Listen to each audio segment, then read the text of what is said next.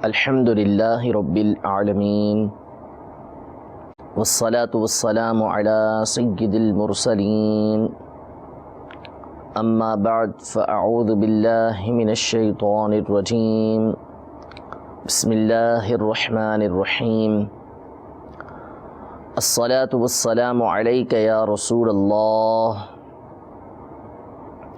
وعلی آلک واصحابک یا حبیب اللہ الصلاة والسلام علیک یا نبی اللہ وعلی آلک واصحابک یا نور اللہ۔ فرمان مصطفیٰ صلی اللہ تعالی علیہ وآلہ وسلم ہے، مجھ پر درود پاک کی کثرت کرو کیونکہ یہ تمہارے لیے طہارت ہے۔ صلو علی الحبیب صلی اللہ تعالی علی محمد صلی اللہ تعالی علیہ وآلہ وسلم۔ میٹھے میٹھے اسلامی بھائیوں، عید الفطر کے موقع پر مدنی چینل کا یہ سلسلہ فیضان حدیث میں انشاءاللہ تبارک و تعالی آج ہم رحمت کے یعنی رحم کرنے سے متعلق، مخلوق پر رحم کرنا، ان کے ساتھ شفقت کا برتاؤ کرنا، اس حوالے سے کچھ باتیں ہم سنیں گے۔ توجہ کے ساتھ سماعت فرمائیے اور کوشش کیجئے کہ جو احادیث اس ضمن میں بیان کی جائیں، جو علماء نے ان احادیث کی روشنی میں لکھا وہ بیان کی جائے، اسے توجہ سے سماعت کر کے اپنے دل کے مدنی گلدستے میں سجاتے جائیے، اور یہ ذہن بنائیے کہ انشاءاللہ تبارک و تعالی ان احادیث پر ہم عمل کریں گے، تاکہ جو ان احادیث طیبہ کے اندر فضائل بیان ہوئے ہیں، جو برکتیں بیان ہوئی ہیں رحم کرنے کی، شفقت کرنے کی، انشاءاللہ تبارک و تعالی وہ ہمیں حاصل ہوں گی۔ مخلوق پر رحم کرنا یہ ہر ایک پر لازم ہے، اور جس بندے کو اللہ تبارک و تعالی نے رحم کرنے کی سعادت سے نوازا، رحم کی خصلت صفت اللہ تبارک و تعالی نے جسے عطا فرمائی، وہ کامیاب ہے، اس کو اللہ تبارک و تعالی نے کامل ایمان عطا فرمایا ہے۔ اور جس بندے کو رحم کی سعادت نہیں ملتی، جس کے دل کے اندر رحم نہیں ہوتا، وہ انتہائی بدبخت و ناکام رہتا ہے۔ اللہ تبارک و تعالیٰ کے حبیب صلی اللہ تعالیٰ علیہ وسلم نے رحمت سے متعلق کئی حدیثیں بیان کی ہیں، لیکن رحمت کی حدیثیں جاننے سے پہلے ہم یہ جان لیں کہ اللہ رب العزت رحم کو کس قدر پسند فرماتا ہے کہ اس نے جو صورتوں کی ابتدا میں بسم اللہ الرحمن الرحیم نازل فرمائی، اور جو قرآن پاک کے اندر لکھی گئی ہے، بسم اللہ الرحمن الرحیم میں اللہ تبارک و تعالیٰ کی دو صفتیں بیان ہوئی ہیں، ایک رحمان، دوسری رحیم۔ اللہ تبارک و تعالیٰ بندوں پر کس قدر مہربان ہے، وہ اس کی اس صفتوں سے ظاہر ہے کہ جو نام اس نے اپنے ذکر کیے ہیں رحمان اور رحیم۔ رحمان کہتے ہیں کہ جو بہت زیادہ رحم کرنے والا ہو، بہت زیادہ رحم کرنے والا ہو، اور اتنا زیادہ رحم کرنے والا رحمان کا مطلب ہے کہ رحمان کا جو لفظ ہے وہ صرف اور صرف اللہ تبارک و تعالیٰ کی ذات ہی پر بولا جا سکتا ہے۔ یعنی رحمان کے اندر رحم کا جو معنی پایا جاتا ہے، رحمان کے لفظ کے اندر وہ معنی، وہ صفت، وہ صرف اور صرف اللہ تبارک و تعالیٰ کے ساتھ خاص ہے۔ کسی دوسری مخلوق کو یا کسی دوسری ہستی کو، جو اللہ کی مخلوقات میں سے جتنی بھی ہستیاں ہیں، کسی کو بھی رحمان کا لفظ نہیں بول سکتے، حتیٰ کہ بعض علماء نے رحمان کا لفظ کسی دوسرے پر بولنے کو کفر تک لکھا ہے، کہ کسی دوسرے کو رحمان نہیں بول سکتے، ورنہ کہنا رحمان کسی دوسرے کو کہنا ناجائز و حرام ہے۔ تو رحمان وہ کہ جو بندوں پر دنیا میں بھی رحمتیں کرتا ہے، آخرت میں بھی رحمتیں کرتا ہے، اور رحیم وہ کہ جس کی رحمت جو ہے وہ آخرت میں ہے، یعنی آخرت میں جو رحیم کی صفت ہے وہ ظاہر ہوگی۔ اور رحمان کا ایک معنی یہ بیان کیا گیا کہ رحمان وہ کہ جس کی رحمت سے کافروں کو بھی حصہ ملا ہے اور مومنوں کو بھی حصہ ملا ہے، اور رحیم کی جو صفت ہے اس کا ظہور قیامت کے دن ہوگا کہ اس میں سے مومنوں کو حصہ ملے گا۔ اللہ تبارک و تعالیٰ کی رحمت کس قدر وسیع ہے، کس قدر وہ رحم فرمانے والا ہے بندوں پر، اس کا اندازہ اس حدیث پاک سے لگائیے کہ بخاری اور مسلم کی حدیث مبارکہ ہے، ارشاد فرمایا ان للہ مئۃ رحمت، کہ اللہ تبارک و تعالیٰ کی 100 رحمتیں ہیں، اس میں سے اس نے 99 اپنے پاس روک رکھیں اور ایک رحمت اس نے دنیا میں نازل فرمائی۔ اسی ایک رحمت کی برکت ہے کہ ہر مخلوق ایک دوسرے پر رحم کرتی ہے، یہاں تک کہ جو جانور ہے، جو گھوڑا ہے، وہ اپنے بچے پر قدم نہیں رکھتا، اس کا بچہ سامنے آ جائے تو اپنا قدم اٹھا لیتا ہے۔ اس کے دل کے اندر جو رحم کا مادہ پیدا ہوا وہ اللہ تبارک و تعالیٰ کی اسی رحمت کی وجہ سے ہے کہ جو اس نے دنیا میں نازل فرمائی ہے۔ تو یہ اس کی ایک رحمت کا نمونہ ہے کہ دنیا کے اندر مخلوق ایک دوسرے کے اوپر رحم کرتی ہے۔ دنیا میں بے شمار لوگ ایسے موجود ہیں کہ جو انتہائی درجے کے رحم دل ہوتے ہیں، لوگوں پر طرح طرح کی رحمتیں کرتے ہیں، ان پر طرح طرح کی شفقتیں کرتے ہیں، تو وہ اللہ تبارک و تعالیٰ کی ایک رحمت میں سے ان کو کچھ حصہ ملا ہوتا ہے کہ جس کی وجہ سے وہ رحم کر رہے ہوتے ہیں۔ یعنی از ابتدا، یعنی جب سے مخلوق کی ابتدا ہوئی ہے اس وقت سے لے کر قیامت تک جتنی مخلوقات آئیں گی اور جو ایک دوسرے پر رحم کریں گی، ایک دوسرے پر شفقت کا مظاہرہ ہوگا، جو دل کے اندر جذبات پیدا ہوتے ہیں رحم کے، وہ سارے کے سارے اللہ تبارک و تعالیٰ کی اس رحمت کا جو ایک اس نے نازل فرمائی ہے اس کا ظہور ہوتا ہے۔ باقی 99 رحمتیں اللہ تبارک و تعالیٰ کی بروز قیامت جو ہے وہ ظاہر ہوں گی، جو لوگوں کے پر ہوں گی۔ تو یہ اللہ تبارک و تعالیٰ کی صفت ہے رحمان و رحیم، اور اللہ تبارک و تعالیٰ اپنے رحیم بندوں ہی کو پسند فرماتا ہے۔ احادیث طیبہ میں کئی مقامات پر نبی رحمت شفیع امت صلی اللہ تعالیٰ علیہ وسلم نے کسی مقام پر اس کی فضیلت بیان کر کے ترغیب دلائی ایک دوسرے پر رحم کرنے کی، کسی مقام پر اس کی جو وعیدات ہیں، جو رحم نہیں کرتا، جس کے دل کے اندر رحم کا جذبہ نہیں ہوتا، اس کے بارے میں اس کے لیے وعیدیں بیان کر کے لوگوں کو ترغیب دلائی کہ ایک دوسرے کے اوپر رحمت کا مظاہرہ کریں۔ یہاں تک کہ سیدنا انس رضی اللہ تعالیٰ عنہ سے مروی بخاری شریف کی مشہور حدیث مبارکہ ہے،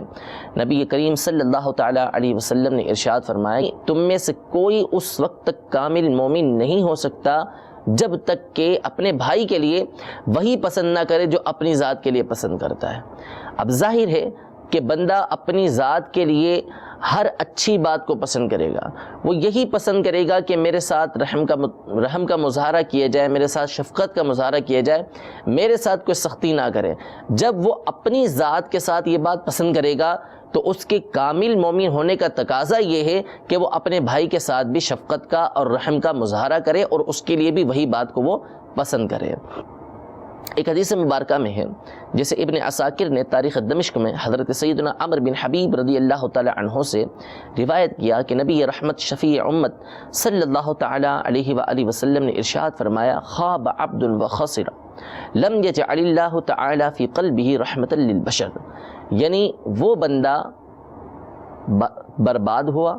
وہ بندہ خسارے میں رہا کہ جس کے دل میں اللہ تبارک و تعالی نے انسانوں کے لیے رحمت نہیں پیدا فرمائی، یعنی جس کے دل کے اندر رحمت نہیں رکھی گئی، جو اپنے اعمال کی وجہ سے، جس کے اعمال ایسے ہوں کہ جس کی وجہ سے اس کے دل سے رحم کا جذبہ نکل جائے، تو وہ بندہ تباہ و برباد ہو گیا۔ تو اندازہ لگائیے کہ نبی رحمت شفیع امت صلی اللہ تعالی علیہ وآلہ وسلم نے کیسی وعید ہمیں بیان فرمائی ان لوگوں کے لیے کہ جو مخلوق کے اوپر رحم نہیں کرتے، جو مخلوق کے اوپر شفقت نہیں کرتے، کہ وہ بندہ تباہ و برباد ہو گیا، وہ خسارے میں رہا کہ جو مخلوق کے اوپر رحم نہیں کرتا، جس کے دل کے اندر رحم پیدا نہیں کیا گیا، رحم جس کے دل کے اندر نہیں رکھا گیا۔ اور نہ رکھا جانا اسی لیے ہے کہ اس کے اعمال ایسے کہ جس کی وجہ سے اس کے دل سے رحم کا جذبہ ختم ہو گیا۔ جس کے دل کے اندر رحم نہ ہو اس کا ایمان کامل نہیں ہوتا۔ ایمان کامل ہونے کی نشانی یہ ہے کہ بندے کے دل کے اندر رحم ہونا چاہیے۔ جو رحم نہیں کرتا اس کو حدیث پاک میں شقی فرمایا گیا، بدبخت فرمایا گیا۔ چنانچہ امام احمد مسند میں، سیدنا امام ابو داؤد سنن میں، اور ابن حبان اپنی صحیح میں سیدنا ابو ہریرہ رضی اللہ تعالی عنہ سے روایت کرتے ہیں، نبی کریم صلی اللہ تعالی علیہ وسلم نے ارشاد فرمایا، لا تنزع الرحمت الا من شقی، یعنی دل میں سے جو رحم نکالا جاتا ہے، جس کے دل سے رحمت نکال لی گئی، شفقت نکال لی گئی، وہ وہی ہوتا ہے کہ جو شقی ہوتا ہے، جو بدبخت ہوتا ہے۔ جو بدبخت ہے اسی کے دل سے اسی کے جسم کے اندر سے، اس کے قلب سے جو ہے وہ رحمت نکال لی جاتی ہے۔ امام عبدالرؤف المناوی رحمۃ اللہ تعالیٰ علیہ اس حدیث کی شرح کرتے ہوئے التیسیر میں ارشاد فرماتے ہیں لِأَنَّ الرَّحْمَةَ فِي الْخَلْقِ رِقَّةُ الْقَلْبِ وَرِقَّتُهُ عَلَامَةُ الْإِيمَانِ، اس لیے یہ جو ارشاد فرمایا کہ جس کے دل سے رحمت نکال لی گئی، جس کے دل سے شفقت نکال لی گئی، لوگوں پر رحم کرنا نکال لیا گیا، فرماتے ہیں اس لیے کہ مخلوق کے اوپر رحم کرنا یہ دل کی نرمی کی وجہ سے ہوتا ہے۔ یعنی مخلوق کے اوپر رحم وہی کرتا ہے جس کا دل نرم ہو، جس کے دل کے اندر نرمی موجود ہو، تو مخلوق پر رحم کرنا یہ دل کے نرم ہونے کی وجہ سے ہوتا ہے۔ اور فرمایا وَرِقَّتُهُ عَلَامَةُ الْإِيمَانِ، اور دل کا نرم ہونا یہ ایمان کی نشانی ہے۔ یعنی جس کا دل نرم ہوگا، جس کے دل کے اندر رحم کے جذبات ہوں گے، جس کے دل کے اندر لوگوں کے لیے شفقت ہوگی، وہ ایمان والا ہوگا، اس کے دل کے اندر ایمان کی نشانی موجود ہے، کامل ایمان ہے اس کا، جبکہ وہ دیگر نیک اعمال بھی کرتا ہو، تو اس کے دل کے اندر نرمی ہونا یہ ایمان کی نشانی ہے۔ لہذا جس کے دل کے اندر ایمان کی یہ نشانی نہیں ہوتی، یعنی اس کے دل کے اندر نرمی نہیں ہوتی، تو ایسا بندہ حضور صلی اللہ تعالی علیہ وآلہ وسلم کی زبان اقدس پر جو ہے وہ بدبخت قرار پایا ہے، شقی قرار پایا ہے۔ تو اللہ تبارک و تعالیٰ سے دعا کرتے ہیں کہ اللہ تبارک و تعالیٰ ہم سب کو رحم کرنے کی، شفقت کرنے کی سعادت عطا فرمائے، اور اللہ تبارک و تعالیٰ یہ صفت ہمارے اندر بدرجہ عتم پیدا فرمائے، تاکہ ہم اللہ تبارک و تعالیٰ کہ بدبخت بندوں میں شمار نہ ہو، یعنی وہ بندے کہ جو اللہ تبارک و تعالیٰ کی نافرمانی کرنے والے ہیں ان میں شمار نہ ہو، اللہ تبارک و تعالیٰ کے نیک بندوں کے اندر ہم شمار ہوں۔ ایک اور فائدہ حدیث پاک کے اندر جو بیان کیا گیا کہ جو لوگوں کے اوپر رحم کرتا ہے، جو لوگوں کے اوپر شفقت کرتا ہے، اس کے بارے میں فرمایا کہ لا يدخل الجنت الا رحیم، یعنی جنت کے اندر وہی داخل ہوگا جو رحیم ہے، یعنی جو رحم کرنے والا ہے، مخلوق کے اوپر شفقت کرنے والا ہے، وہی بندہ جنت کے اندر داخل ہوگا۔ اب صحابہ کرام علیہم رضوان کے دل میں یہ سوال آیا، انہوں نے نبی کریم صلی اللہ علیہ وسلم سے سوال کیا کہ ہر بندہ تو رحم کرتا ہے، ہر ایک کے دل کے اندر رحم موجود ہوتا ہے، کوئی بھی شخص ہے اس کے دل کے اندر کم از کم اپنی اولاد کے لیے یا جو اس سے متعلق ہوگا، جس سے اس کو فائدہ ہے، اس کے لیے رحم ہوتا ہے، کچھ نہ کچھ رحم اس کے اندر پایا جاتا ہے۔ تو انہوں نے عرض کی یا رسول اللہ صلی اللہ تعالی علیہ وسلم کلنا رحیم، ہم سارے کے سارے رحم کرنے والے ہیں، سب کے اندر رحم موجود ہے۔ تو اب سنیے کہ کون سے رحیم کے بارے میں فرمایا کہ وہ جنت کے اندر داخل ہوگا۔ ارشاد فرمایا لیس رحمت احدکم نفسہ و اہل بیتہ، کہ یہ نہیں، رحمت یہ نہیں کہ وہ رحیم مراد نہیں یہاں پر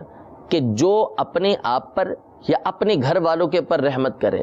حتی یرحم الناس، یہاں تک کہ وہ تمام لوگوں کے اوپر رحم کرنے لگے، یعنی اس کے دل کے اندر جو ہے وہ تمام لوگوں کے لیے رحم کا جذبہ موجود ہو، ایسا بندہ یہاں پر مراد ہے، ایسا شخص یہاں پر مراد ہے کہ جس کے دل کے اندر ہر ایک کے لیے رحمت کا جذبہ موجود ہو۔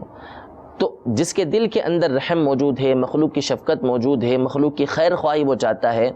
ایسے بندے کے بارے میں فرمایا کہ یہی لوگ جنت کے اندر داخل ہوں۔ رحم کے بارے میں مزید سماعت کیجیے کہ رحم کرنے والے کو کیا کیا فائدے حاصل ہوتے ہیں اور جو رحم نہیں کرتا اس کے ساتھ کیا ہوتا ہے۔ کئی حدیثوں کے اندر مختلف صحابہ کرام علیہم رضوان سے یہ حدیث مبارکہ مروی ہے۔ سیدنا جریر بن عبداللہ رضی اللہ تعالی عنہ سے امام طبرانی نے معجم کبیر کے اندر اس حدیث کو روایت کیا، اور امام احمد بن حنبل رضی اللہ تعالی عنہ نے، امام ترمذی نے سیدنا جریر بن عبداللہ رضی اللہ تعالی عنہ سے، اور امام احمد اور امام ترمذی نے سیدنا ابو سعید خدری رضی اللہ تعالی عنہ سے اس حدیث پاک کو روایت کیا کہ نبی کریم صلی اللہ تعالی علیہ وسلم نے ارشاد فرمایا من لا یرحم الناس لا یرحمہ اللہ، یعنی جو لوگوں پر رحم نہیں کرتا اللہ تبارک و تعالی اس پر رحمت نہیں فرماتا۔ یہ کیسی وعید ہے بندے کے لیے کہ جو لوگوں پر رحم نہ کرے اللہ تبارک و تعالی اس پر رحمت نہ فرمائے اس کے اوپر۔ تو اللہ تبارک و تعالی کی رحمت حاصل کرنے کے لیے اپنے دل کے اندر رحمت کے جذبات پیدا کیجیے۔ ایک اور حدیث مبارکہ سماعت فرمائیے اس حدیث کو بھی امام طبرانی نے معجم کبیر میں سیدنا جریر بن عبداللہ رضی اللہ تعالی عنہ سے روایت کیا. ارشاد فرماتے ہیں انما یرحم اللہ من عبادہ الرحماء، یعنی اللہ تبارک و تعالی اپنے بندوں میں سے انہی بندوں پر رحمت فرماتا ہے کہ جو بندے دوسروں پر رحم کرنے والے ہیں. تو اللہ تبارک و تعالی کی رحمت کے حقدار بننے کے لیے، امیدوار بننے کے لیے اپنے آپ کو رحم کرنے کا عادی بنائیے، اور رحم پیدا کرنے کے لیے ضروری ہے کہ ہم اپنے آپ کو ایسے ماحول کے اندر ڈھالیں، ایسے ماحول کے اندر اپنے آپ کو شامل کریں کہ جہاں پر ایسے لوگ موجود ہوں کہ جو مخلوق کے اوپر رحم کرتے ہیں. ہم مخلوق پر جو رحم کرتے ہیں اس کی مختلف صورتیں ہوتی ہیں. کبھی تو ان کی مالی امداد کی جاتی ہے، اور سب سے بڑھ کر جو مخلوق کے اوپر رحم کی صورت ہے وہ یہ ہے کہ انہیں جہنم سے بچایا جائے، انہیں ایسے راستے پر جانے سے بچایا جائے کہ جو ان کو جہنم کی طرف لے جائے. تو یہ رحمت بہت بڑی رحمت ہے. اور نبی کریم صلی اللہ تعالیٰ علیہ وسلم کی ایک صفت یہ بھی ہے کہ آپ صلی اللہ تعالیٰ علیہ وسلم کی رحمت جو تھی وہ اس بات پر آپ کو ابھارتی تھی کہ آپ کفار کو جو نیکی کی دعوت دیا کرتے تھے، اسلام کی دعوت دیا کرتے تھے، اس کے لیے اپنا دل جلایا کرتے تھے، رویا کرتے تھے، گڑ گڑایا کرتے تھے. اس کی وجہ یہ تھی کہ آپ کے دل کے اندر رحم تھا کہ کسی طریقے سے میں مخلوق خدا کو جہنم میں جانے سے بچا لوں، ان کے اوپر رحم کروں، اور ان کو ہمیشہ کے لیے جو اللہ تبارک و تعالیٰ کے انعامات کا مظہر ہے، اللہ تبارک و تعالیٰ کی نعمتوں اور رحمتوں کا سب سے بڑا مقام ہے، یعنی جنت، اس کے اندر داخل کر دوں. تو قرآن مجید فرقان حمید میں نبی کریم صلی اللہ تعالیٰ علیہ وسلم کی اس صفت کو کئی مقامات پر اللہ تبارک و تعالیٰ نے بیان کیا کہ آپ اپنے اس مقصد کے لیے جو ہے وہ اپنی جان جوکھوں کے اندر ڈال دیا کرتے تھے، انتہا درجے کی اس کے لیے محنت کیا کرتے تھے، اور وہ آپ کی رحمت کی وجہ سے تھا. تو دعوت اسلامی کا مدنی ماحول الحمدللہ یہ رحمت ہمارے دلوں کے اندر بدرجہ عتم پیدا کرتا ہے. امیر اہل سنت، امیر دعوت اسلامی کی جو شخصیت ہے اس کو جب ہم دیکھتے ہیں تو ہمیں معلوم ہوتا ہے کہ ان کے دل کے اندر مخلوق کی خیر خواہی کا کس قدر جذبہ ہے کہ وہ لوگوں کے اوپر رحم کر کے انہیں جنت کی طرف لانا چاہتے ہیں. تو میٹھے میٹھے اسلامی بھائیوں اور مدنی چینل کے ناظرین، ہمیں چاہیے کہ ہم لوگوں کی خیر خواہی اپنے دل کے اندر پیدا کرنے کے لیے دعوت اسلامی کے مدنی ماحول سے وابستہ رہیں، تاکہ رحم کا یہ جذبہ بھی ہمارے اندر پیدا ہوتا رہے. دوسرا جو رحم کا طریقہ کار ہے وہ ہے اپنے جو رشتہ دار ہیں، اپنے جو عزیز و اقربا ہیں، جو یتیم ہیں، جو مساکین ہیں، ان کی مالی امداد کرنا، ان کے ساتھ اچھا برتاؤ کرنا، نیکی کا برتاؤ کرنا، شفقت کا مظاہرہ کرنا، یہ بھی اسی رحم کے اندر آتا ہے. جب ان چیزوں کا ہم مظاہرہ کریں گے تو انشاءاللہ تبارک و تعالیٰ یہ جو فضیلتیں ہیں وہ ہمیں بھی حاصل ہوں گی. اب اس کے لیے ضروری نہیں کہ ہم اگر مالی امداد نہیں کر سکتے تو کم از کم اپنے زبان سے جو ہے وہ کسی مسکین کے ساتھ، کسی یتیم کے ساتھ جو کسی درد کے اندر ہے، جو کسی دکھ کے اندر ہے، اس کے ساتھ اچھا بول دیں تو یہ بھی بہتر ہے. قرآن پاک میں 3 پارے کے اندر وہ لوگ کہ جو لوگوں کو صدقہ و خیرات کرتے ہیں، ان کے ساتھ مالی تعاون کرتے ہیں، مالی تعاون کرنے کے بعد پھر وہ لوگوں کے اوپر جتاتے ہیں،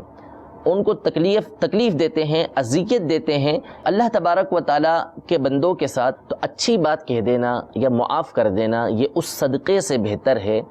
اس مالی مدد سے بہتر ہے کہ جس کے بعد لوگوں کے اوپر احسان جتایا جائے، انہیں تکلیف دی جائے. تو اس سے بہتر ہے کہ بندہ اچھی بات کہہ دے، لوگوں کو معاف کر دے.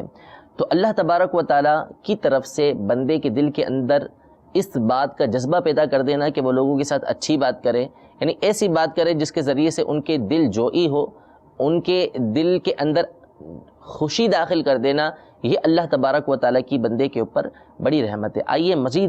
مزید اس حوالے سے کچھ احادیث طیبہ سنتے ہیں کہ جس میں رحم کرنے سے متعلق نبی کریم صلی اللہ تعالیٰ علیہ وسلم نے بندوں کو بشارتیں دی ہیں. چنانچہ سیدنا ابو بکر صدیق رضی اللہ تعالیٰ عنہ سے مرفوعاً روایت ہے، ارشاد فرمایا من سرہ ان یقیہ اللہ من فور جہنم یوم القیامت ویجعلہ فی ظلہ فلا یکن علی المؤمنین غلیظا ولیکن بہم رحیما. یعنی جو اس بات کو پسند کرتا ہے کہ قیامت کے دن اللہ تبارک و تعالی اسے جہنم کی گرمی سے بچا کے رکھے اور اسے اپنے عرش کے سائے کے اندر جگہ دے، تو اسے چاہیے کہ مومنوں کے اوپر سخت دل نہ ہو،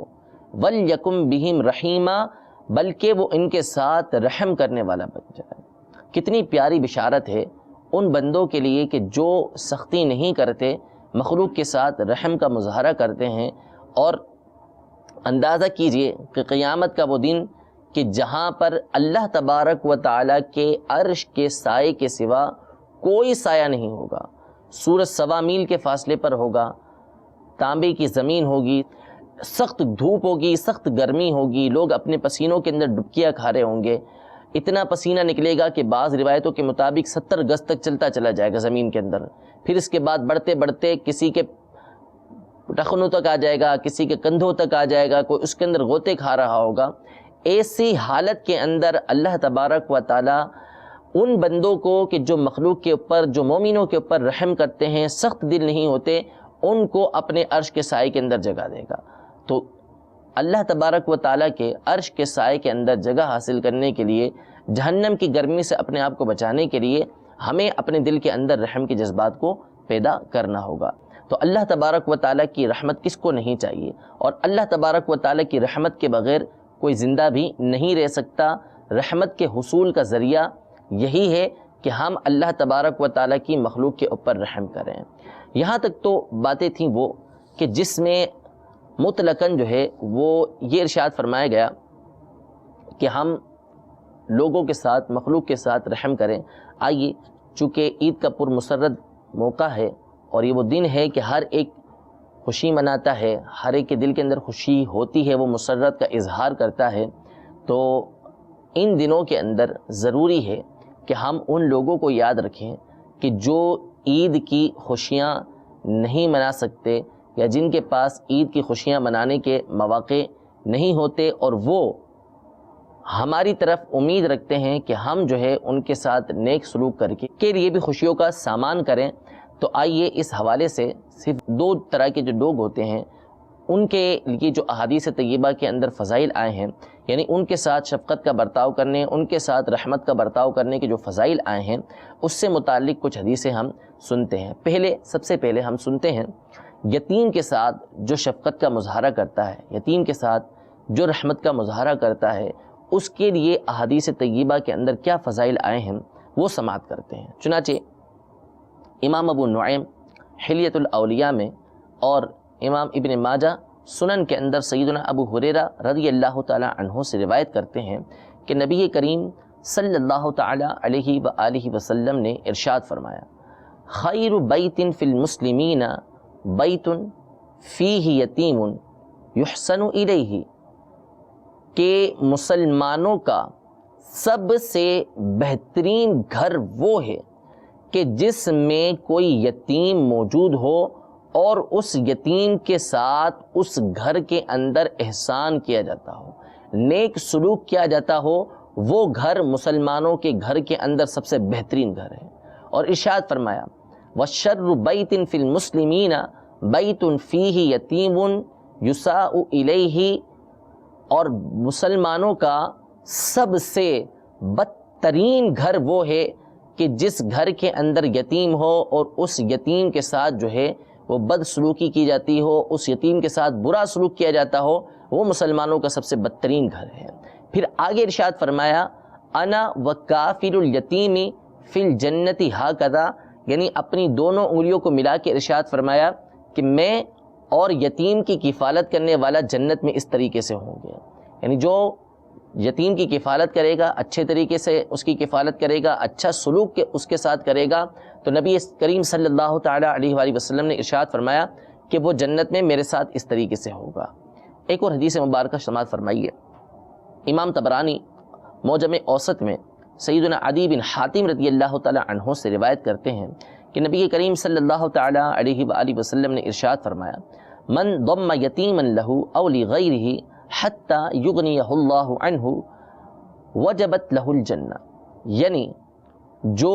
کسی یتیم کو اپنے ساتھ ملا لے، یعنی اس کی کفالت کا اس کے لیے کفیل بن جائے، اس کا ذمہ دار بن جائے، یا کسی دوسرے کے ساتھ اس کو ملا دے، یعنی یتیم کی خیر خواہی کرتے ہوئے کسی دوسرے کو اس کا کفیل مقرر کر دے، انفرادی کوشش کر کے کسی یتیم کا کسی کو سہارا بنا دیا، اس کے بارے میں فرمایا یہاں تک کہ اللہ تبارک و تعالیٰ اس یتیم کو غنی کر دے، یعنی اس یتیم کو خود کفیل کر دے، اب وہ اپنی کفالت کر سکتا ہے، وہ اس حالت پر پہنچ گیا کہ اب وہ کسی کا محتاج نہیں رہا، تو ارشاد فرمایا کہ وجبت لہ الجنہ، اس بندے کے لیے جنت واجب ہو جاتی ہے۔ یعنی جو یتیم کی کفالت کرنے والا ہے، دوسروں کو اس بات پر ابھارنے والا ہے کہ وہ یتیم کی کفالت کریں، یہاں تک کہ یتیم جو ہے وہ غنی ہو جائے، یتیم جو ہے وہ خود کفیل ہو جائے، فرمایا اس کے لیے جنت واجب ہو جاتی ہے۔ ایک اور حدیث مبارکہ سماعت فرمائیے، امام طبرانی معجم کبیر میں سیدنا ابو الدرداء رضی اللہ تعالی عنہ سے روایت کرتے ہیں، فرمایا اتحب ان یلین قلبک وتدرک حاجتک، یعنی کیا تو اس بات کو پسند کرتا ہے کہ تیرا دل نرم ہو جائے اور تیری حاجت پوری کی جائے؟ اب کون نہیں چاہتا یہ؟ فرمایا ارحم الیتیم وامسح رأسہ واطعمہ من طعامک یلین قلبک وتدرک حاجتک، یعنی یتیم کے ساتھ یتیم پر رحم کر، یتیم کے سر پر ہاتھ پھیر اور اپنے کھانے میں سے یتیم کو کھلا، تیرا دل نرم ہو جائے گا اور تیری حاجت کو پورا کر دیا جائے گا۔ تو دل کی نرمی کون نہیں چاہتا؟ دل کس کا نرم نہ ہو؟ اور ابھی ہم سن چکے حدیث پاک کے شرح کی روشنی میں کہ دل کا نرم ہونا، دل کی نرمی جو ہے یہ ایمان کی علامت ہے، جس کے دل کے اندر نرمی ہوتی ہے اس کا ایمان کامل ہوتا ہے۔ تو دل کی نرمی پیدا کرنے کا ایک طریقہ نبی کریم صلی اللہ تعالی علیہ وآلہ وسلم نے ہمیں یہ ارشاد فرما دیا کہ ہم یتیم کے ساتھ رحم کریں، یتیم کے سر پر ہاتھ پھیریں اور اپنے کھانے میں سے یتیم کو کھلائیں، تو اللہ تبارک و تعالی ہمارے دلوں کو بھی نرم کر دے گا اور جو ہماری حاجتیں ہیں اللہ تبارک و تعالی اس کو بھی پورا فرما دے گا۔ دو باتیں یہاں پہ سماعت فرما لیجیے، ایک تو یہاں پر یہ بیان ہوا کہ یتیم کے سر پر ہاتھ پھیرنا، اور یتیم کہتے کس کو ہیں؟ ہمارے یہاں پر یتیم کی صحیح تعریف ڈیفینیشن معلوم نہیں ہوتی۔ یتیم اس نابالغ بچے کو کہتے ہیں کہ جس کا والد فوت ہو جائے، یتیم اس نابالغ بچے کو کہتے ہیں کہ جس کا والد فوت ہو جائے، وہ بچہ یتیم کہلاتا ہے۔ مزید یتیم کے اوپر شفقت کرنے کے فضائل سماعت فرمائیے،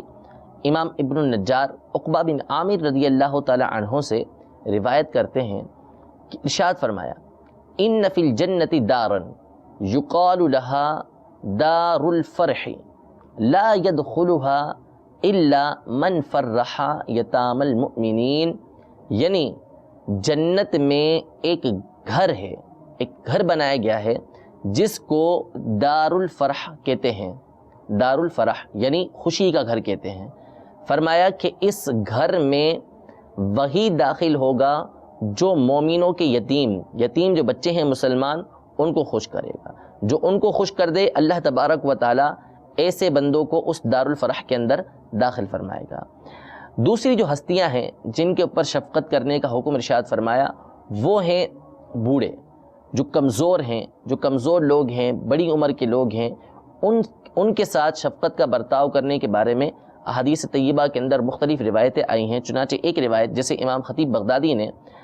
الجامع کے اندر سیدنا انس رضی اللہ تعالی عنہ سے روایت کیا، ارشاد فرمایا ان من اجلالی توقیر الشیخ من امتی وفی روایت من اجلال اللہ، یعنی اللہ تبارک و تعالی کی